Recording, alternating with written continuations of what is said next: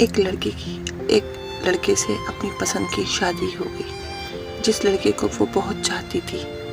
کچھ ہی عرصے بعد اس کی طلاق ہو گئی، کیونکہ اس لڑکی کو ایک چیز کی بے چینی سے کمی محسوس ہوئی، جو تھی اس عزت کی کمی، جو کہ وہ لڑکا نہیں دے پاتا تھا۔ بات بات پہ ذلیل کرنا اور اس کی توہین کرنا اس کا روز کا کام تھا۔ لڑکی کا کہنا ہے اگر اس کی اس لڑکے سے شادی نہ ہوتی تو وہ روک لے لیتی۔ وہ دعاؤں میں بھی اس لڑکے سے شادی کی دعائیں مانگا کرتی تھی اور اللہ سے کہا کرتی تھی اگر میری شادی اس سے نہ ہوئی تو میں مر جاؤں گی۔ لیکن وہ ہوتا ہے نا، ہم دیوار کی اس طرف دیکھتے ہیں، دیوار کی دوسری طرف تو ہم دیکھتے ہی نہیں، جبکہ ہم کو دیوار کی اس طرف دکھنے والی چیز کو اپنی کل کائنات سمجھنے لگتے ہیں۔ جب ہمیں دیوار کی دوسری طرف کا سائڈ دکھتا ہے تو ہمیں پتہ چلتا ہے کہ اللہ تعالیٰ جو دعائیں ہماری نہیں بھی سنتا وہ ہمارے حق میں ہی بہتر ہوتی ہیں۔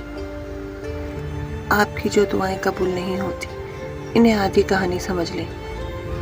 پوری دعائیں آپ کے سامنے آئیں تو آپ دعاؤں سے ہاتھ کھینچ لیں گے۔ آپ کو کہانی کا دوسرا رخ نہیں دکھایا جاتا۔ جو دعائیں قبول نہیں ہوتی وہ بہتر اجر رکھتی ہیں۔ یہ دعائیں زندگی میں وہ اثر لاتی ہیں جن کی ہم سرے سے دعا ہی نہیں کرتے۔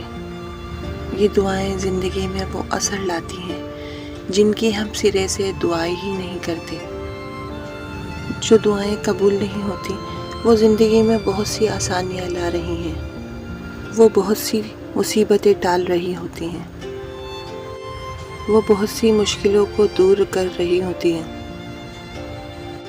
ہم عقل والے نہیں بن سکتے کیونکہ عقل کل کسی کسی کو نصیب ہوتی ہے۔ پھر ہمیں کیا بننا چاہیے؟ مان لینے والا، اطمینان رکھنا چاہیے۔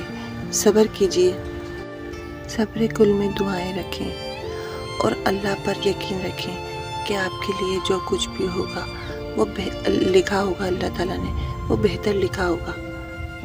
اگر آپ کو میری یہ سٹوری پسند آئے تو مجھے کمنٹ سیکشن میں بتا سکتے ہیں۔ نئے دیکھنے والوں سے یہی کہوں گی کہ زیادہ سے زیادہ میرے چینل کو سبسکرائب کیجیے تاکہ آپ کو میرے ہر نئی ویڈیو کی نوٹیفیکیشن بر وقت مل سکے۔